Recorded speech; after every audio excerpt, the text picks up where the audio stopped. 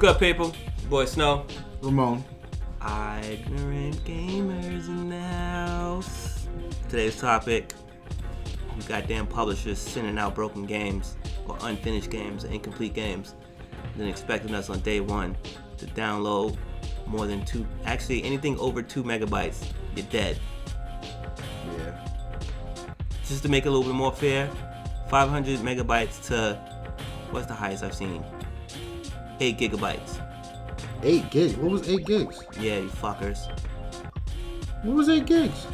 Son of that. When I got my bad company too. Oh, okay. Yeah, that was a shitload. Okay. And it wasn't a way I can back out of it. So I thought it was necessary. And come to find out, it was installing a bunch of stuff that I didn't really care about. And then I had to buy to unlock anyway. Like onslaught mode.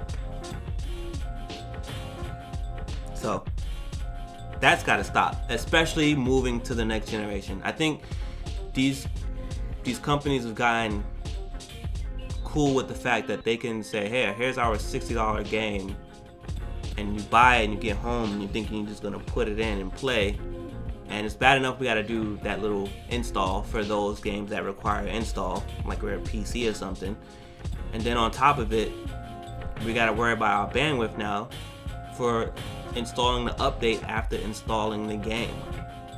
You know, way too much going on. It's too much. Like, by the time you're done with all that, let's just say someone has DSL. Now, if you DSL on Xbox, you get some decent download times. But if you're DSL on PlayStation, I feel sorry for you. I feel sorry for you. Even if you optimum in both, like, it's still only but so much your console's gonna download at one time because it's still a console. Yeah. You know? And it's just too much. Like, you might be wondering, well, we'll name some games. It happens to a lot of the games, you're just not seeing it. But 2 I'm gonna call out, which happens to be 2 names I don't want to say, but fuck it. 2 EA games. Medal of Honor, Warfighter, and SimCity on a PC. SimCity's the hot one right now. Yeah, SimCity is the hot one. Because I bought the disc. The disc. You might be the only person in the world that bought the disc. Trust me, if they know what I know, they wish they bought the disc too. I bought the disc, right? The disc had about under 2 gigs on it. I already know this is a 10 gigabyte game. Yeah. I had to download the rest of the stuff from the internet. But then when I load the game up, it's saying all this little stuff at the bottom bar, checking the large file. What large file are you checking? It wasn't checking. What it was doing was updating the game or giving me the rest of the game from the server. And it's like, why you can't just package that in the original download you made me get from the 10 gigabytes? Or have me install the 10 gigabytes from the damn disc in the first place. But I know why you was doing that. You're trying to make sure no one had the whole game on their system and could figure out a way to get around the DRM. I'm thinking a lot of this has to do with, you know, when money gets involved, when something becomes mainstream like gaming, right? There's politics behind it. I'm sure it's a lot of politics. The financial people in their suits come in, and now all of a sudden, you know, get this game out on this day. Very few people has the liberty that like Bungie had or the folks over at Polyphony Studios. Right. Yeah. They do what they want because it's such a prestigious brand in gaming. Mm-hmm. It's ready when it's ready. That's something that Bungie said I'll never forget. Right. It's ready when it's ready. And when it's ready, we benefit. You know what I mean? And it's something that Ubisoft used to do too. Yeah, yes, Ubisoft used to do it. Yeah. And in some form, because Ghost Recon was, when it's ready, it's ready. Right. Shit, we waited for that game really 3 years. Yeah, it was a really good game. And I feel like the other coin of that is now, and this is probably what the majority of the market comes into, is the Call of Duty crowd. Yeah. No. Every year on this date, let's go. Right now. I don't care what you have. pack it all up, we'll push it out later. Right. Get it right now. Put it out right now. Like that's not the way you're shipping.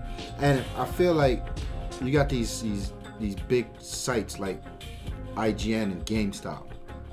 They need GameSpot, sorry. Way better. Yeah. They need to start rating games based on how complete it is when it ships. When and it this delivers. Is the only way. Right. Like you get a game like Call of Duty comes out and it gets a 7 just because there's missing features that you know they're gonna bring in a DLC 2 months down. They'll stop that shit. Right. Yeah. The minute they do that, we hold them to it. Everybody put that scale to a C scale. Yeah. Off the back, and like you can't keep nickel and diming us on stuff like this. Stop shipping out games that's not finished. Yeah. You know, the DLC thing is another topic, but like we all know that, you know, back in the days for other games, you used to get modes and maps.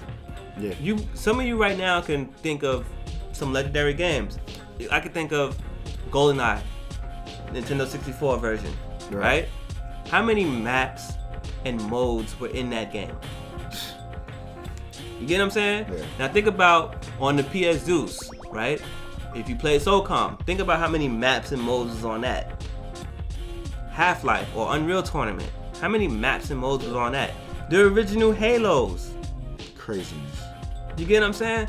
So you shipping us broken games at the end of the day. Shout out to Bungie, because the way they drop shipped Halo, they edit the playlists and game modes almost every week. Right.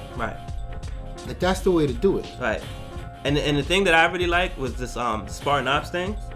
That was dope. See, to me, the Spartan Ops things, people were like, oh, the game wasn't finished, that's why they doing it, like, you know, week by week, they just buying time, whatever. I was like, no, what happened is they helping you not consume their game so quickly. Yeah, you gotta spread the content. Right. So I definitely get what it. Like, it's like when we were playing, I forget what game it was. They was keeping stats on how many times people were able to capture a flag, or how much money was earned in the universe of that game, and how many shells were being fired. And every time we hit these numbers, they'll unlock some new information for us to the next DLC, which was paid DLC, but the details for that. But that wasn't Homefront. I forget what it was, but it was, I remember that. It was kind of cool, you know what I'm saying? Yeah, because the community had to come together and do certain shit. Do certain things, right? I think that was Homefront. I don't remember, but I thought it was cool as hell, you know? And then it's not like saying like it was a post patch of anything. It was just stuff to extend what was already there. We all knew what was coming down the pipe, but you know, again, these companies, man, they get out of control with it. Yeah. And moving forward, when the games are gonna get bigger, and you're gonna be downloading games, you know what's gonna really piss people off? I think maybe this is what it takes. The P4, and the next Xbox, where you order your game, right, through their service, through the pre-ordering service, digital download. You get it. It's on your system when you come home, already downloaded, and you press play, and then there's an update. Yeah, it's blatant. Then this is gonna become a problem. Because to me, if it's sitting on your server, the latest updated version of that game should always be on that disc, right? Or on that download. Sorry, I can understand it being shipped out to the store, and you guys make updates down the line, and then you get hit with that. But I don't know. PlayStation 3 does a good job of that. Every time I turn on that thing, it is annoying, but there's updates to games. Right. That it's kind of cool, like it's here for you when you need it. Right, and it definitely takes your most rotated of games too, because sometimes if you don't play a game in a while, it won't update it. That's dope. And it makes perfect sense to me, you know, because maybe I forgot about the game for a while, and then of course you're gonna be pissed when you put it in that one time and it has to do an update, but that's your fault for not playing your own game, you know. But I don't know. I don't have much more to say about it though. I mean, what's your experience with what was your longest wait time of installing a game and then having to update it or whatever? And you know what mine is? Metal Gear Solid. That's a different beast. That wasn't even an update. That was just a long ass install. Dude, it took 15 minutes. By the time it was done, right, I was back on Battlefield. Right. And I never played it. You know what my experience with that was, right? The first time I was with somebody and they installed and all that, I was there for like 30 or 40 minutes because I didn't know the game was ready to play. So it installed and did all that stuff. It goes through the television thing, and then you there with Snake. Cause you're just watching him and you're smoke. just watching the smoke, and you're like, maybe that's what happened to me. What happened? Maybe like, that's what happened. Play. To I'm me. like, the shit's still downloading. I mean, it's still installed. He's like, nah, play. I'm like, I moved the controller. He moved. I was like, oh, maybe that's what happened to me.